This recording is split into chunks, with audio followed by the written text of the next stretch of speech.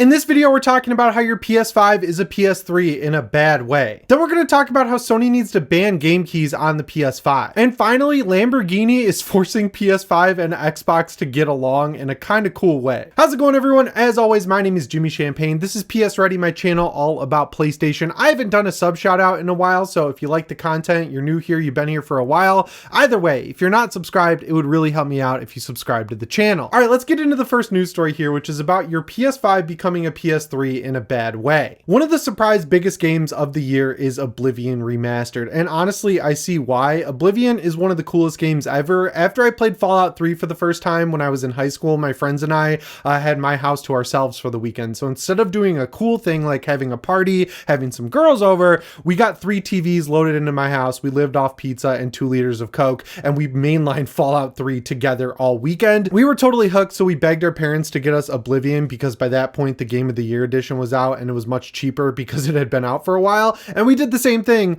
the next weekend, which was awesome. So to see it completely rebuilt in Unreal Engine 5 and looking like a brand new game despite being the same game running underneath it, I mean, like, why wouldn't that sell insane numbers? And it is. On PS5, Xbox, PC, it's doing huge numbers. It's always topping the charts, and that's cool. But it's bringing back one of the biggest Elder Scrolls problems from the PS3 generation, which is crazy. And it's that the game, the longer you play it on PlayStation consoles, the worse it performs. So Digital Foundry over the weekend did a full breakdown of this, and essentially what's going on is if you reload saves, save multiple times, load from a save, the overall peak frame rate drops consistently over time, and it eventually becomes a stuttering mess the longer you play, which sucks because this is a game that you theoretically want to sit there and play for an extremely long time. I mean, it's a big open world where you can influence everything that's going on. It's not like a racing game where it's built to be played in shorter sessions where you're just going into races and stuff like that. It's an open world RPG. I don't know why I'm explaining this. And if you don't know why I'm relating this back to the PS3, Skyrim was and still is the worst version on the PlayStation 3. I was a big PS3 gamer in college. All of my buddies were playing Skyrim on their Xbox 360 or their PC, having a great time. I was stuck with the PS3 version, which like still to this day has an insanely critical bug where the more stuff you drop on the ground, it influences the way the game performs until later in the game and permanently breaks your save. So like you have a bunch of crap you picked up, your equip load is too high, you drop a wheel of cheese on the ground, it remembers that wheel of cheese is there where you dropped it forever, and the more stuff you drop fills up the RAM of the console, so by the time you load that save later in the game, your performance is just nuked, and there's literally no way to fix it unless you traverse back through your entire playthrough and pick up all of those items that you left on the ground and then I guess sell them to a merchant. That would be the only way to clear them from the map and then regain your performance back that you lost by dropping all of those items, and there's literally no way to fix it. So to see a very similar bug come back in Oblivion is kind of crazy. It's honestly a very PC centric issue that's affecting this game because it has to do with memory leaks. So the longer you play, the longer you reload your saves, the actual cache that is there for shaders and graphics and everything in the virtual memory, it gets fuller and fuller and fuller, and when you reload your save, it doesn't clear out like it's supposed to. It just keeps what's already in there and then builds on top of it, and that's why you're seeing the performance degrade over time as you're playing. And it's a fixable issue for sure, but like it's kind of unacceptable. There was no need for this game to come out as rushed and unfinished as it is. They could have finished it and released it when it was done. There's no anniversary, there's no one sitting there saying I'm not going to buy any games until Oblivion is remastered. I mean, the only thing I can think of is that Xbox needed a big release to happen before their big earnings call, and obviously a 20-year-old game that's beloved, that's never been remade or remastered before, if they're like 90% done and they can get it out before the quarter ends, they're probably going to push Bethesda and Virtuous to just release it as is, right? They're going to say, get this thing out there, we're throwing it on Game Pass, we're putting it on PS5, we're putting it on Steam, we're putting it on our Xbox PC app. It's obviously a huge game that's going to sell gangbusters because like we can show it off in the best light running in Unreal Engine 5 with the most insane graphics ever, and people are going to show up to buy it. It'll juice our numbers going into this quarterly call, and we need those numbers to be juiced because we've been spending a lot of money on studios, Game Pass games, and everything else. It's a quick gambit type move that makes sense on the business end, but just makes us suffer as people who actually pay for this stuff or subscribe to Game Pass to get access to the game. Now, Now, if we look back at history, the signs are not good. Like, we're reading the tea leaves here. The tea leaves are rotten because Bethesda never fixed Skyrim on the PS3, despite being literally one of the biggest games ever. It's in the top 5 easily, the most sold games ever, probably one of the best-selling games on the PlayStation 3. They did a few hotfix patches that's allegedly fixed the issue. They would say it was fixed, and then people would go in the game and replicate the issue within minutes of those patches being live. There were podcasts tracking this back in the day, and eventually they just gave up. They said, you know what, we're done with it, we're moving on, we're going to do a couple more patches for the overall game, work on DLC. And as the DLC came out, the issue just continually got worse. The silver lining is it's not Bethesda making this game right now, it's actually Virtuous. Like, it's a completely separate studio, so hopefully based on the sales of this game being so high, they get more of a budget to continue working on it before moving on to their next remaster, which is allegedly Fallout 3. And another thing that's helping us out on PlayStation is the fact that this game's fucked up on everything. It has all the classic Unreal Engine 5 issues, like insanely bad performance, traversal stutter, general hitching, shader compilation that doesn't completely compile the shaders when you boot the game, so then the shaders are compiled while you're playing it. So they're gonna have to do something. It just really depends how much work is going to be put into it, but you can't have a game with a critical issue like this where the longer you play it, the more you reload saves, the worse performance gets. I mean, it affects you in 30 FPS mode and 60 FPS mode, and for a 20-year-old game that's running underneath the new graphics, there's no excuse for it to be running as bad as it does. So hopefully Virtuous does what's right here and does the bare minimum, which is make a functional product that actually works as intended on every console it's released on. Like, I can't believe we're playing like tug of war here. We're like, hopefully they fix it. You know, they could not fix it because we're in a position where the norm now is to just release games 80% done and call it a day. There's an ever-growing laundry list of games that came out like 60% done and they got it to where Oblivion Remastered is now and called it a day, and we just are forced to accept it. Like, I don't know how you get this fixed because it's clearly something where the government should step in. Like, there needs to be some sort of body that says, hey, you're releasing unfinished products, which is essentially scamming people into giving you full price for these products that aren't done. But everyone running the show over there is a boomer who has never seen a real video game in their life, and you could not explain the problem to them.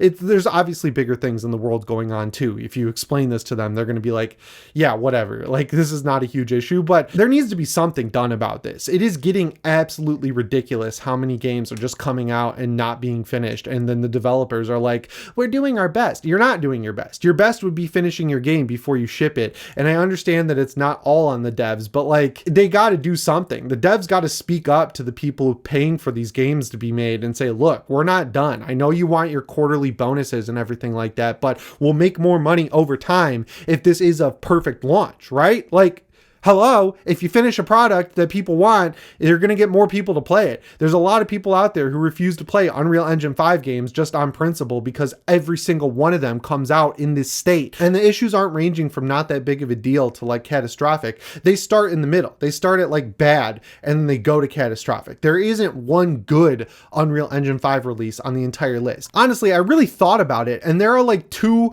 decent Unreal Engine 5 releases ever, and they're both from small studios, ironically. It's RoboCop Rogue City. That game performed as good as you could hope at launch. Like, there weren't any like major glitches. It was just like traversal stutter between big areas, so you can forgive it. Honestly, really thinking hard about it, I can think of 2 examples of Unreal Engine 5 games as the biggest Unreal Engine 5 hater who tracks this shit all the time.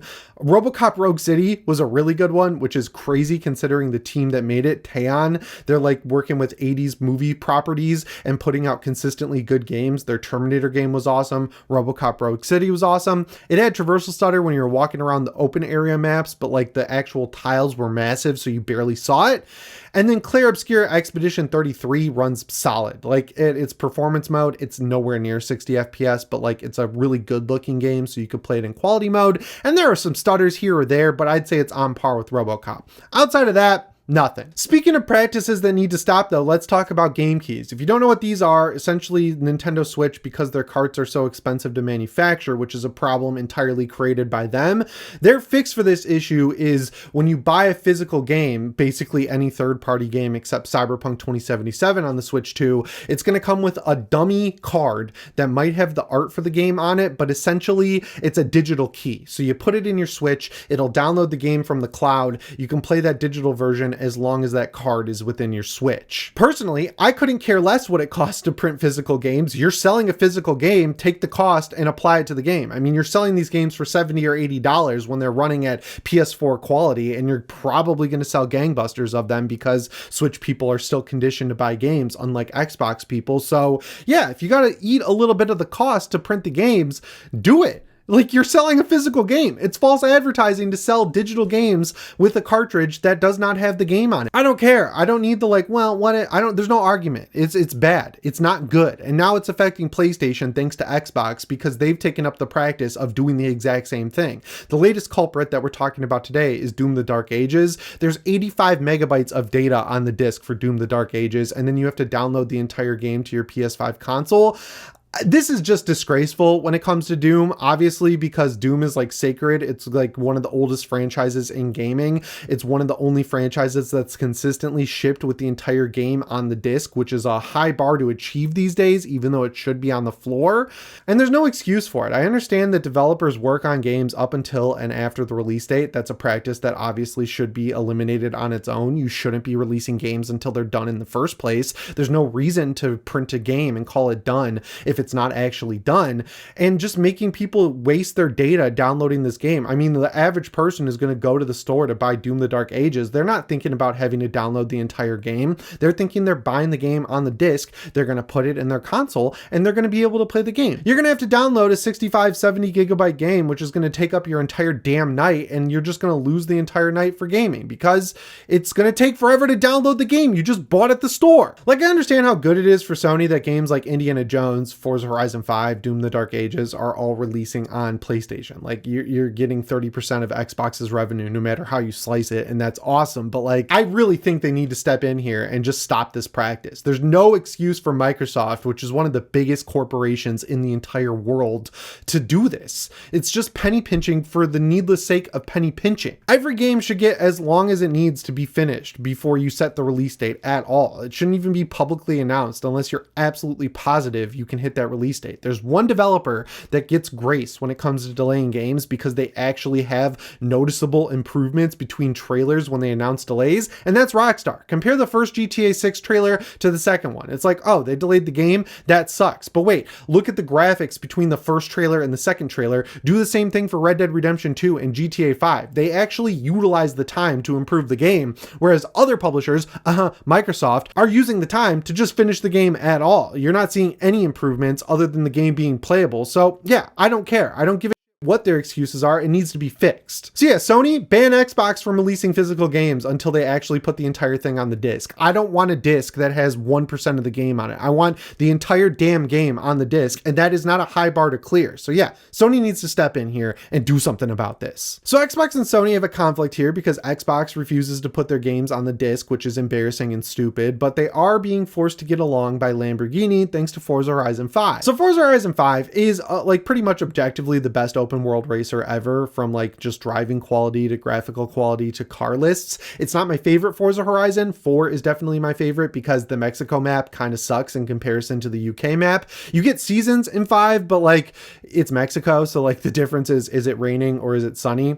It doesn't really matter. And the seasons in the UK are awesome because it's filtering through summer, spring, fall, and winter, and the whole map changes, which is great. And the driving quality changes. Awesome. And you know, their Mexico map is just all desert. Like, you get the mountain, there's not really that many races on it. You get the ruins, which is cool, but like it's jungle or desert, and it's basically split between that. Also, the UK lets you drive through great actual UK cities. So like, I like Forza Horizon 4's map better, and graphically speaking, it's not that much worse, but just from like an overall size of the package perspective, Forza Horizon 5 probably is the best. And now it's on PlayStation, which makes it even better because like if you're looking for an open world racer that's got great handling, I mean, go for this game, just buy it. It's so good. I have so many hours in it. I play it on my racing wheel all the time. And now Lamborghini is forcing Xbox and PlayStation to get along because you can get a car that's Xbox and PlayStation themed. So it's a Lamborghini Revuelto, which terrible name for a car. It looks really cool, and they made one in real life. There's only one of these, and it's basically a mix of Xbox and PlayStation. So the livery on the car is like green in the front, blue in the back. It looks pretty cool. You can actually get this car in the game just by interacting with Forza Horizon Realms, which is like, for the past few years, They've done seasons of Forza Horizon where they changed the map slightly. Like one of them was really cool. It was retro wave themed, so they added a part to the highway that had all these neon palm trees and stuff. It looked like an 80s thing, and there's like a cool start screen that was VHS filterified. So if you interact with Forza Horizon Realms, it'll basically bring the map back to that era of Forza Horizon. And if you do that, you get the code for this car, which is great. And then the livery can be found in the community profiles made by Xbox. I would not use this one because it's kind of gimmicky, I would say. I would just make your own livery for it or use one of the best community ones you can find because there are a ton of them. But it's interesting to see that Forza Horizon being on PlayStation is what's kind of bringing these two big companies together. Anyway, guys, as always, my name is Jimmy Champagne. I'll see you in the next one. Thanks for watching and shape on.